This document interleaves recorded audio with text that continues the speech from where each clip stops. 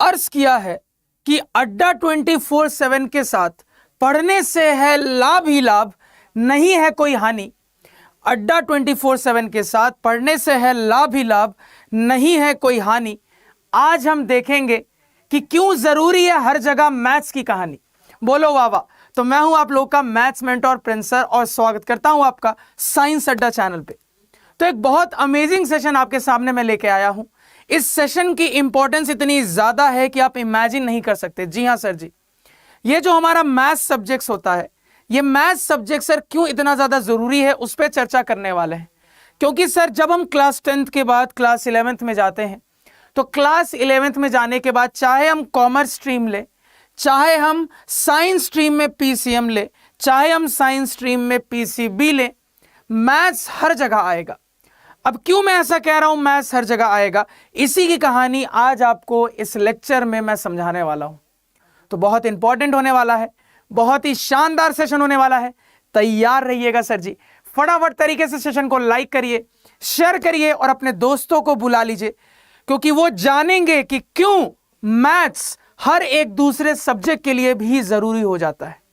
क्योंकि ध्यान से मेरी बात को सुनना, अगर आप क्लास 11th में आके साइंस स्ट्रीम लेना चाहते हो पर्टिकुलरली, तो आप पीसीएम वाले हो या फिर आप पीसीबी वाले हो, फिजिक्स और केमिस्ट्री तो आपको पढ़नी ही पढ़नी है। अब फिजिक्स और केमिस्ट्री में आती है मैथ्स, मैथ्स के बिना आपका फिजिक्स केमिस्ट्री में काम चलने नहीं वाला। तो अगर ये मैथ्स फिजिक्स केमिस्ट्री में भी आने वाली है, और अगर हमें पहले से कोई ये बता दे कि सर कौन कौन से चैप्टर, कौन कौन से टॉपिक्स कनेक्ट होंगे डायरेक्टली, तो हमारी राह थोड़ी आसान हो जाती है सर जी। तो इसी पे चर्चा करेंगे। सभी को प्रिंस सर की तरफ से गुड इवनिंग। जल्दी जल्दी इस अमेजिंग सेशन में जुड़ जाइए, क्योंकि 1 मिनट के अंदर अंदर इस सेशन की कहानी को हम शुरू कर देंगे। जल्दी से आ जाओ।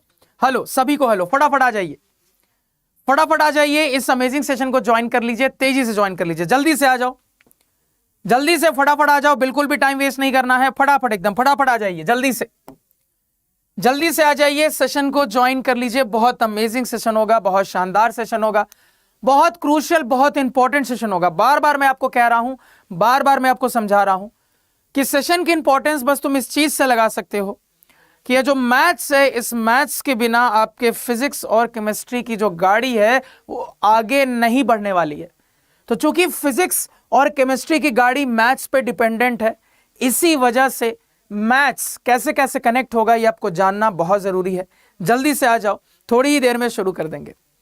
Aesthetic flower hello, Shamim hello, Ashu Kohli ji hello, जल्दी से आ जाओ, फटाफट तरीके से जुड़ जाइए सर जी इस अमेजिंग सेशन के साथ, प्रिंस सर के साथ। फटाफट आ जाओ, एकदम तेजी से आ जाओ।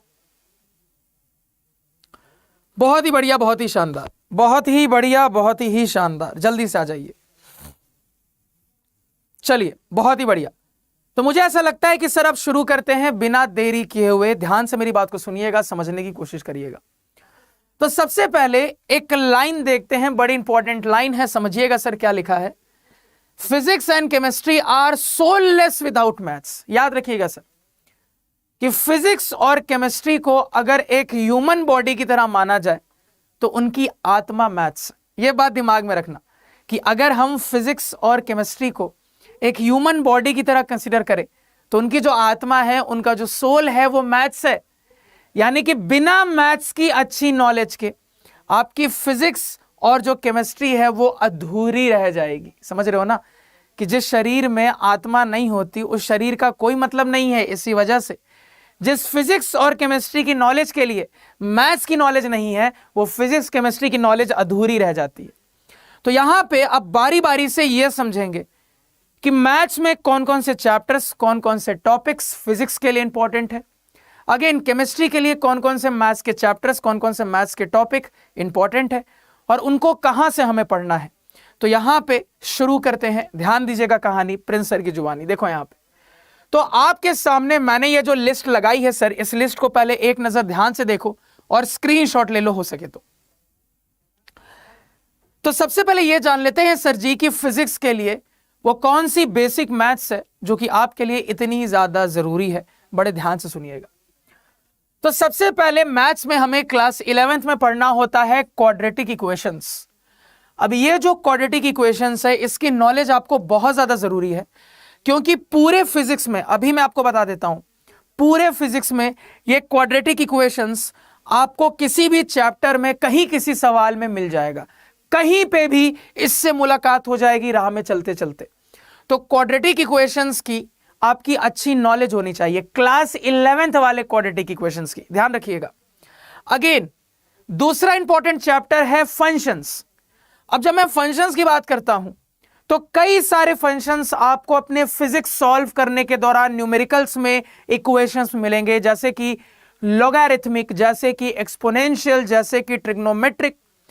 तो फंक्शन की भी नॉलेज आपको बहुत जरूरी है, और ये नॉलेज आपको बहुत ज्यादा जरूरी तरीके से चाहिए, क्योंकि जब तक आपको फंक्शंस के वर्किंग की बेसिक नॉलेज नहीं रहेगी कि कौन सा फंक्शन कैसा होता है, कौन से फंक्शन का ग्राफ कैसा बनता है, क्या डोमेन रेंज है, कैसे एनालाइज करेंगे, तो जब फिजिक्स में ये कहानी उठ के आएगी तो आपको समझने में बड़ी समस्या हो जाएगी।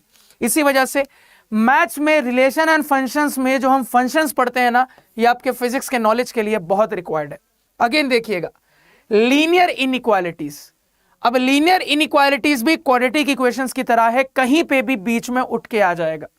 लीनियर इनइक्वालिटीज का क्या मतलब है? कोई comparison, ax plus B greater than C, find x, ax square plus C X plus D is greater than 5, find x। तो ये जो ग्रेटर देन और लेस देन के साथ इक्वेशंस बनती है सर, यही हमारी लीनियर इनइक्वालिटीज बनाती है। और इन इनइक्वालिटीज की जो एनालिसिस है, ये फिजिक्स की नॉलेज के लिए बहुत ज्यादा रिक्वायर्ड है, बहुत ज्यादा जरूरी है। इस बात को ध्यान में रखिएगा, ये बहुत इंपॉर्टेंट है सर जी।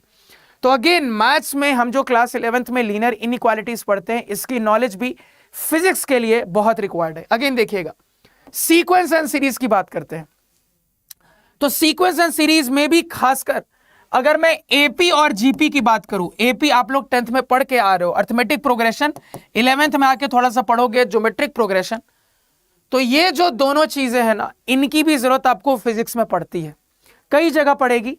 एक स्पेशल जगह आपके सामने मेंशन कर दी है मैंने, प्रिंसिपल ऑफ सुपरपोजिशन, जब आप लोग पढ़ोगे ना, वहां पे आपको एपी जीपी के कंसेप्ट्स का यूज होता हुआ मिलेगा। अगेन देखिएगा, बाइनोमियल थ्योरम बहुत यूज होता है फिजिक्स में, और ये जो बाइनोमियल थ्योरम का बेसिक कंसेप्ट है, जो एकदम बेसिक वाला एक्सपेंशन होता है, वो कहीं पे भी किसी चैप्टर में, किसी भी थ्योरम में आपको अचानक से यूज होता हुआ दिख जाएगा।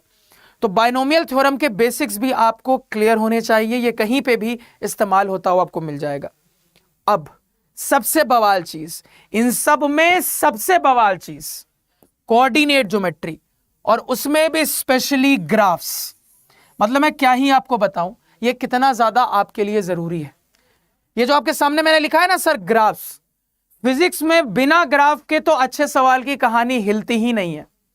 तुम लोग जब फिजिक्स पढ़ना स्टार्ट करोगे और फिजिक्स में डूबना स्टार्ट करोगे, गहराई में गोते लेना स्टार्ट करोगे, तो तुमको अंदाजा लगेगा कि फिजिक्स में हर सवाल में घूम फिर के ग्राफ आ जा रहा है। अब ग्राफ क्या है? मैथमेटिक्स है। तो अगर आपके ग्राफिकल एनालिसिस की अच्छी नॉलेज है, जो कि आप मैथ से सीखते हो, तो जाके आपके फिजिक्स की ग्राफिकल एनालिसिस अच्छी रहेगी सर जी। तो इसी वजह से क्लास 11th में हम जो कोऑर्डिनेट ज्योमेट्री पढ़ते हैं, उसमें भी जो स्पेशली ग्राफ्स पढ़ते हैं, उसकी नॉलेज आपकी अच्छी होनी चाहिए। आगे देखिएगा सर, 11th में ही हम पढ़ते हैं लिमिट्स। अब देखो, लिमिट्स उतना ज्यादा यूज नहीं होता, लेकिन जब कुछ फॉर्मूलेस को हम प्रूव करते हैं, जब आप फिजिक्स पढ़ना शुरू करेंगे तो शुरू में ही काइनेमेटिक्स आप पढ़ोगे। तो काइनेमेटिक्स जब आप पढ़ोगे तो वेलोसिटी की डेफिनेशन हो गई, एक्सेलरेशन की डेफिनेशन हो गई, यहां पे आपको लिमिट का हल्का फुल्का टेस्ट मिलेगा। तो लिमिट बहुत ज्यादा तो नहीं, लेकिन फॉर्मूलेज में बहुत ज्यादा आपको अप्लाई होता हुआ दिखेगा सर जी। तो इसलिए लिमिट की भी हल्की नॉलेज होनी चाहिए सर जी। तो काइनेमेटिक्स में मिलेगा, इलेक्ट्रोस्टैट में मिलेगा, ग्रेविटेशन में मिल सकता है।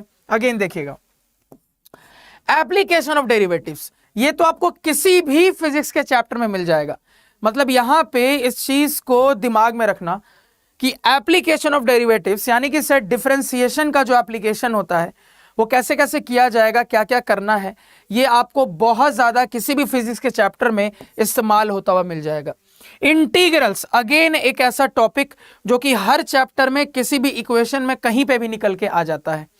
मतलब इंटीग्रल्स कहने को तो एक 12th का टॉपिक होता है, लेकिन जो स्मार्ट मैथ्स का टीचर होगा वो आप लोगों को इंटीग्रल्स का बेसिक क्लास 11th में ही शुरू में पढ़ा देगा, क्योंकि उस स्मार्ट टीचर को पता होगा कि ये जो इंटीग्रल्स की कहानी है, ये इंटीग्रल्स की कहानी कभी भी कहीं भी उठ के आ जाती है। तो अगर कोई चीज कभी भी कहीं भी उठ के आ जाती है तो मुझे ऐसा लगता है कि वो चीज को शुरू में ही पढ़ने में आपको फायदा है। तो इसलिए कह रहा हूं कि ये जो इंटीग्रल्स की कहानी है ये भी आपके फिजिक्स के लिए बहुत ज्यादा इंपॉर्टेंट हो जाती है। अब ध्यान से फिर से मेरी बात को समझना। एप्लीकेशन ऑफ इंटीग्रल्स, तो इंटीग्रल्स का जो एप्लीकेशन है ये भी आपके लिए बहुत ज्यादा जरूरी है, बहुत ज्यादा इंपॉर्टेंट है। ये भी आपको कहीं पे भी मिल जाएगा यूज होता हुआ। तो application of integrals is yet again very important. तो आप जो बेसिक ऑफ इंटीग्रेशन में सीखते हो उसको यूज करते हुए एप्लीकेशन ऑफ इंटीग्रल में एरिया बाउंडेड ऑफ कर्व का कंसेप्ट आप सीखते हो। अब ये इतना ज्यादा जरूरी है कि जब आप ग्रेविटेशन जैसा चैप्टर, इलेक्ट्रोस्टैट जैसा चैप्टर, मतलब बहुत सारे ऐसे चैप्टर पढ़ोगे जहां पे आपको एप्लीकेशन ऑफ इंटीग्रल की मदद से बहुत सारे फॉर्मूला प्रूव होते हुए दिखेंगे। मोमेंट ऑफ इनर्शिया पढ़ोगे, सेंटर ऑफ मास पढ़ोगे, वहां इस्तेमाल होता हुआ दिखेगा। अगेन देखिएगा, डिफरेंशियल इक्वेशंस बहुत यूज होता है और शुरू में ही यूज हो जाएगा। जब आप शुरू में रोटेशनल मैकेनिक्स पढ़ रहे होगे, जब आप शुरू में एसएचएम की कहानी पढ़ रहे होगे, तो आपको डिफरेंशियल इक्वेशन मिल जाएगा, तुरंत इस्तेमाल होता हो। तो इसकी भी बेसिक नॉलेज होनी जरूरी है। अगेन ध्यान दीजिएगा, वेक्टर्स, मतलब वेक्टर्स का क्या ही कहना। वेक्टर जो है सर, ये आपको फिजिक्स में वो कहते हैं ना, हर 2 कदम के बाद मिल जाएगा। 2 कदम आगे बढ़ोगे ना, आपको कुछ ना कुछ वेक्टर से रिलेटेड मिल जाएगा। तो वेक्टर पूरा का पूरा एक मैथ्स का भी चैप्टर है, पूरा का पूरा फिजिक्स का भी चैप्टर है और शुरू का ही चैप्टर है। तो जब पूरा चैप्टर ही सर मैच हो जा रहा है तो इससे समझ सकते हो कि वेक्टर के एनालिसिस आपके लिए कितनी कितनी कितनी ज्यादा जरूरी है सर जी। तो vector analysis is very much important for you. Again ध्यान दीजिएगा, 3D ज्योमेट्री, तो 3D ज्योमेट्री की भी एनालिसिस जरूरी है, क्योंकि अभी तक तुम क्लास 10th की नॉलेज से ये जानते हो कि सर एक्स और वाई एक्सिस पे कैसे खेलना है, लेकिन दुनिया 3 डायमेंशनल है। अब जब जेड एक्सिस पिक्चर में आएगा तो आपको समझ में आएगा कि किस तरीके से कई चीजों को आपको 3D में इमेजिन करना पड़ेगा। खासकर जब आप 12th में जाके इलेक्ट्रोस्टैट जैसा चैप्टर पढ़ोगे, जहां पे थंब रूल यूज करोगे, तो वहां पे जब तक आपको जेड एक्सिस की अच्छी नॉलेज नहीं रहेगी तब तक इमेजिन करना बड़ा मुश्किल हो जाएगा। तो 3D coordinate geometry is also very important to boost your physics knowledge. तो मेनली वही ये चीजें थी सर जी जो कि आपको फिजिक्स में डायरेक्टली या इनडायरेक्टली कनेक्ट होंगी। तो इतने चैप्टर्स के बेसिक्स तो आपको दिमाग में होने ही होने चाहिए। अब आपके मन में एक सवाल आएगा, ठीक है sir, thank you so much sir, आपने ये बता दिया कि मैथ के कौन कौन से चैप्टर फिजिक्स को आसान बनाने में हेल्प करेंगे। तो एक बार स्क्रीनशॉट पहले ले लो। तो सर ये तो जान लिया कि मैथ्स के कौन कौन से चैप्टर्स फिजिक्स को आसान बनाने में हेल्प करेंगे। अब यहां पे मुद्दा ये हो जाता है कि सर इनको बेसिक वे में कहां से पढ़ना है। तो बने रहिएगा, लेक्चर के लास्ट में बताऊंगा कि इनके बेसिक्स को हम कहां पे क्लियर करने वाले हैं। चलिए अब फिजिक्स के बाद आ जाते हैं केमिस्ट्री में। अब ये जान लेते हैं कि मैथ्स के कौन कौन से चैप्टर्स आपको केमिस्ट्री में यूज होंगे। ध्यान से सुनिएगा सर जी। तो केमिस्ट्री की बात करें सर जी, तो फंक्शंस, जिस तरीके से फंक्शंस आपके फिजिक्स के लिए जरूरी है, केमिस्ट्री के लिए भी बहुत जरूरी है। और फंक्शन बहुत टाइप के हो सकते हैं सर। फंक्शन ट्रिग्नोमेट्रिक हो सकता है, फंक्शन एक्सपोनेंशियल हो सकता है, फंक्शंस आपके लोगैरिथमिक हो सकते हैं। तो स्पेशली जो लॉग है ना सर जी, केमिस्ट्री में तुम अगर केमिस्ट्री की अपनी एनसीईआरटी पलटोगे ना तो यहां वहां तुमको ऐसे बिखरा हुआ लॉग मिल जाएगा। तो ये जो लॉग है सर, इस लॉग के एनालिसिस लोग समझ ही नहीं पाते। तो फंक्शंस में भी ये जो आपका लोगैरिथमिक है सर, ये बहुत इंपॉर्टेंट होता है। केमिस्ट्री में इधर उधर आपको लॉग मिलेगा, तो लॉग के बेसिक्स आपको क्लियर होने चाहिए। अगेन ध्यान दीजिएगा सर, बेसिक ज्योमेट्री, तो एकदम बेसिक ज्योमेट्री की नॉलेज भी केमिस्ट्री में बहुत जरूरी है। खासकर जब आप सॉलिड स्टेट जैसा चैप्टर पढ़ोगे तो आपको बेसिक ज्योमेट्री का कंसेप्ट समझ में आएगा। फिर यूनिटरी मेथड, बचपन से वो जो यूनिटरी मेथड पढ़ते हैं कि 10 केले का दाम इतना है तो 3 केले का दाम कितना होगा। तो ये जो बेसिक यूनिटरी मेथड है ये आपको मोल कंसेप्ट पढ़ने में बहुत हेल्प करेगा। अगेन समझिएगा, बेसिक अलजेब्रा, एकदम बेसिक वाला अलजेब्रा, यानी कि आपने जो क्लास 10th में अलजेब्रा पढ़ा था प्लस थोड़ा सा क्लास 11th का अलजेब्रा, ये मिलकर जो एकदम बेसिक अलजेब्रा बनता है वो भी आपको केमिस्ट्री में बहुत ज्यादा इस्तेमाल होता हुआ दिखेगा। अगेन ध्यान दीजिएगा, बेसिक डिफरेंशिएशन इंटीग्रेशन, फिर से मिला सर। तो ये जो डिफरेंशिएशन और इंटीग्रेशन है ना, ये आपका पीछा नहीं छोड़ने वाला। ये डिफरेंशिएशन इंटीग्रेशन की कहानी आपको अगेन केमिस्ट्री में भी मिलेगी सर जी। और फाइनली क्वाड्रेटिक इक्वेशंस। तो फिजिक्स में तो क्वाड्रेटिक इक्वेशन कहीं पे भी आ जाता है, लेकिन अगर केमिस्ट्री की बात करें सर तो केमिस्ट्री में आपको क्वाड्रेटिक इक्वेशन हर जगह नहीं मिलेगा, कभी कभी किसी रेयर इंस्टेंस में मिलेगा, लेकिन अल्टीमेटली आपको यह पता होना चाहिए कि केमिस्ट्री के लिए भी क्वाड्रेटिक इक्वेशन काफी इंपॉर्टेंट है, आपको मिल सकता है। तो यह भी आपके लिए बहुत जरूरी है। मेरे आंखों से पानी आ रहा है, इतनी ज्यादा लाइट है ना स्टूडियो में कि क्या किया जाए, ऐसा लग रहा है कि आंखें चमक गई हैं। कोई बात नहीं, होता है। चलो आंखों से थोड़ा पानी हटा देते हैं। आप लोग ऐसा लग रहा होगा कि प्रिंसेस सेंटी क्यों हो गए। प्रिंसेस सेंटी नहीं हुए हैं, आंखों से बस पानी आ रहा है। चलिए, तो ये वाली कहानी हो गई सर जी। अब अगेन आपके मन में सवाल आएगा कि सर ये जो बेसिक मैथ्स है जो केमिस्ट्री में यूज होने वाली है, अच्छा कि आपने बता दिया, क्योंकि केमिस्ट्री से तो बच्चे बहुत डरते हैं। तो सर आपने ये समझा दिया कि क्या क्या मैथ के चैप्टर फिजिक्स केमिस्ट्री से कनेक्ट होंगे। अब बड़ी कृपा होगी सर अगर आप ये भी एक बार बता दो कि इन चैप्टर्स को बेसिक वे में पढ़ना कहां से है, पढ़ना किससे है। तो nothing to fear when Prince sir is here. तो ये जो पूरे बेसिक्स है सर, ये हम अपने ब्रिज कोर्स में कवर करने वाले हैं। अब ये ब्रिज कोर्स कहां होगा, यूट्यूब पे होगा क्या सर? नहीं, ये जो ब्रिज कोर्स की नॉलेज, ये जो पूरे बेसिक्स की नॉलेज हम देखने वाले हैं, ये बेसिक्स आपको मिलने वाले हैं। कहां मिलने वाले हैं? हमारे पेड कोर्स के अंदर। तो आप लोगों के लिए यहां आपके हाई डिमांड पे सक्षम रिलोडेड लॉन्च किया गया था सर जी 5 अप्रैल को, और ये सारे ऑसम टीचर्स हैं जो आपको इस बैच में पढ़ाने वाले हैं। जैसे कि यहां पे अगर देखा जाए तो ये हमारा केमिस्ट्री का धुआंधार डुओ है। ये हमारी आयुषी मैम है, ये हमारे अनुराग सर हैं। ये आपको नीट लेवल तक की केमिस्ट्री पढ़ाती है। इस आप इमेजिन कर सकते हो कितने धाकर केमिस्ट्री के टीचर होंगे। मैम सीयूटी की स्टार है केमिस्ट्री की। तो आगे जाके आप लोग जब अपने 11th-12th के बाद ग्रेजुएशन करने के लिए कॉलेजेस ढूंढोगे तो उनका जो एंट्रेंस टेस्ट है वो सीयूटी के थ्रू होता है, वहां की केमिस्ट्री मैम संभालती है। तो दोनों केमिस्ट्री के बल्लम टीचर्स आपके लिए लगे हैं। अगेन ध्यान दीजिएगा, यहां पे ये जो आप फिजिक्स में फेस देख रही हैं और यहां पे ये जो फिजिक्स में फेस देख रहे हैं, ये है गजेंद्र सर और ये हमारी यशप्रीत मैम। तो अगेन यहां पे समझिएगा, नीट की फिजिक्स की कमांड संभाली है मैम ने, और यहां पे आपके सीयूटी लेवल, जेई लेवल तक की कमांड गजेंद्र सर संभालते हैं। तो अगेन एक बहुत ही वल्लम टीचर्स का डुओ है सर जी। ये आपके फिजिक्स की कमांड जो है ये बैच में संभालने वाले हैं। और यहां पे ये हमारी शिप्रा मैम हो गई और ये हमारी एक और बायो की सपोर्ट टीचर हो गई। ये दोनों मिलकर आपके बायो की कमांड संभालेंगे। शिप्रा मैम को किसी इंट्रोडक्शन की जरूरत है नहीं, आपको बहुत अच्छे से पता है कि ये आपको नीट लेवल तक की बायो पढ़ाती है। बाकी ये चेहरा आपको जाना पहचाना लग ही रहा होगा, इससे थोड़ा मिलता जुलता है सर जी। और ये हमारे गगन सर हो गए। तो अगेन दो और बहुत औसम टीचर जो आपकी मैथ की कमांड संभालेंगे, बहुत ही तगड़े तरीके से आपको मैथ्स की क्लास 11th की तैयारी करवाएंगे। तो इतने औसम टीचर्स, और यही नहीं, इसमें ऐड कर लीजिएगा प्लस निधि मैम। तो इन सारे लोगों के आपको लाइव लेक्चर्स मिलेंगे, और आपकी इंग्लिश की तैयारी के लिए निधि मैम के आपको रिकॉर्डेड लेक्चर्स मिलेंगे सर। तो मैं पूछता हूं कि रिकॉर्डेड है तो क्या हुआ, मैम ने पूरे 11th लेवल की तगड़ी इंग्लिश इंक्लूडिंग ग्रामर, इंक्लूडिंग पूरी थ्योरी, लिटरेचर सब पढ़ाया है, और 11th में तो तुमको इंग्लिश पढ़ना ही है सर जी। तो इतना कुछ तुमको मिल रहा है। अब इतना कुछ जो आपको सक्षम रिलोडेड बैच में हमारे द्वारा मिल रहा है सर जी, वो कितने में मिल रहा है? तो बहुत ही सस्ती प्राइस है, ध्यान दीजिएगा सर, मात्र 2150 रुपए के आसपास में।